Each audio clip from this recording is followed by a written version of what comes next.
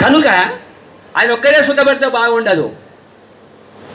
గోదమ్మ వారు అంటది, కీసు కీచంగుమనై చాత్తుం కలందు. అమ్మా లేవండి, పిట్టలు పీచు పీచుమంటున్నాయి.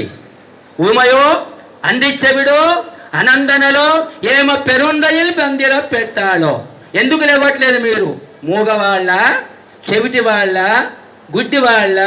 లేవండమ్మా వెళ్దాము, నేను ఒక్కదాన్ని చేస్తే కాదు, అందరం చెయ్యాలి సేవ అని చెప్పి గోదాదేవి అందరినీ కలుపుకొని కృష్ణ పరమాత్మ దగ్గరికి వెళ్ళి ఆమె వివాహం చేసుకుంటుంది. అలానే వెంకటేశ్వర గుప్త గారు తిరుపతిలో దండం పెట్టుకొని 4 రోజులు చేస్తా ఇంత వైభవంగా చెప్పి దండం పెట్టుకొని వస్తే అప్పుడు పరమాత్మ వెంకటేశ్వర స్వామి ఒక చిరునవ్వు నవ్వి ఏం చేస్తాడండి, ఆయన దగ్గరతో ఒకటే గుణం, ఆలింగనం చేసుకుంటాడు. ఆయన దగ్గర ఏం లేదు కదా ఇద్దామంటే, ఆలింగనం చేసుకుంటాడు, గట్టిగా కౌలిగించుకుంటాడు. అదే ఆంజనేయ స్వామిని రాముల వారు చేసింది కూడా అదే. అంత వెతికి వేసారి అమ్మవారు కనపడకుండా